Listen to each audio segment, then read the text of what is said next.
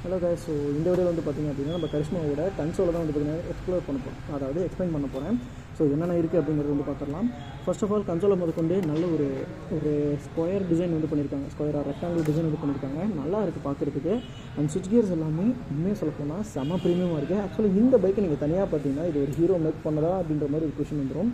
அந்த அளவுக்கு இதோட கன்சோல் ஆகட்டும், இதோட ஸ்பெசிஃபிகேஷன்ஸ் வந்து ஒரு பில்டு குவாலிட்டி எல்லாமே அவ்வளோ ப்ரீமியமாக இருக்குது. ஒரு ஸ்போர்ட்ஸ் கேட்டகரி பைக்கை இந்த மாதிரி தான் ப்ரொடியூஸ் பண்ணணும் அப்படிங்கிற மாதிரி செம்மையாக டிசைன் பண்ணியிருக்காங்க. நல்லாயிருக்கு. ஸோ கன்சோல் வந்து பார்த்துக்கலாம்.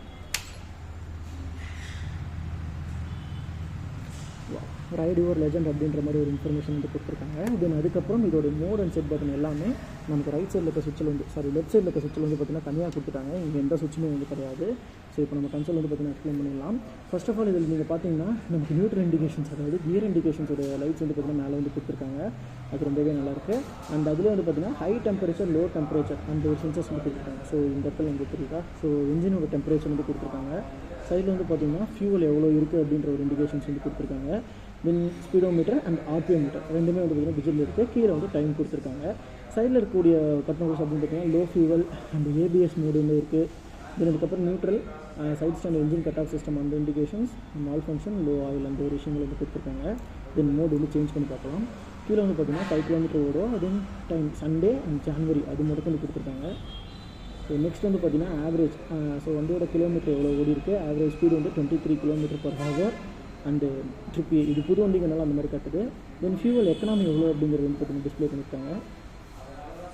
ஸோ ஆவரேஜ் வந்து km/L. இது வந்து பார்த்திங்கன்னா ஆவரேஜ் அண்ட் ரேஞ்ச். இந்த வண்டி முதற்கு வந்து நமக்கு ரேஞ்ச் வந்து நீங்கள் பார்க்க முடியும், ஏன்னா இது ஒரு ஸ்போர்ட்ஸ் டூரு. ஸோ ஆல்மோஸ்ட் இதோட ப்ரைஸ் வந்து பார்த்திங்கன்னா நமக்கு கிட்டத்தட்ட 2,20,000 ஸோ அந்த ரேஞ்சிலேருந்து வருது. ஸோ இந்த அளவுக்கு ப்ரைஸ் இருக்கனால நமக்கு இந்த அளவுக்கு கண்டிப்பாக கொடுத்துருப்பாங்க. ஸோ ரேஞ்ச் வந்து காட்டுது, நல்ல விஷயம். அண்ட் நேவிகேஷன்ஸ் வந்து கொடுத்துருக்காங்க. ஸோ 10/10 தான். இதில் வந்து கூகுள் மேப்லாம் ஓடாது. தென் சர்வீஸ் டியூ, ஸோ நமக்கு எவ்வளோ டியூவில், அதாவது டியூனா கிலோமீட்டர்ஸும் நீங்கள் சர்வீஸ் பண்ணுங்கிற மாதிரி காட்டுது. இது ஒரு நல்ல விஷயம். தென் பேட்ரி வோல்டேஜ், தென் ஆட்டோ அப்பியரன்ஸ். ஸோ இது வந்து பார்த்திங்கன்னா ஸ்க்ரீனோட டிஸ்பிளே அந்த ஒரு இது. தென் அவ்வளோதான். இந்த எல்லா ஃபீச்சர்ஸுமே வந்து பார்த்திங்கன்னா நமக்கு டிஸ்பிளேல வந்து கொடுத்துருக்காங்க. அப்படியே ஸ்விட்ச் கியர்ஸ் வந்து பார்த்திங்கன்னா நமக்கு ஸ்டாப் அந்த ஒரு விஷயம். நல்ல ப்ரீமியமான ஒரு ஸ்விட்ச் குவாலிட்டி. ஸோ நல்லா இருக்குது. இது வந்து பார்த்திங்கன்னா ஹசார்ட்ஸோட லைட்ஸ் வந்து கொடுத்துருக்காங்க. பட் எனக்கு என்ன ஒரு நெகட்டிவ்னா, ஹசார்ட் வந்து இந்த வண்டியில் டேர்ன் இண்டிகேஷன்ஸ் வந்து நமக்கு தனித்தனியாக கொடுக்காம ஒரே இன்டெகிரேட்டாக கொடுத்துட்டாங்க.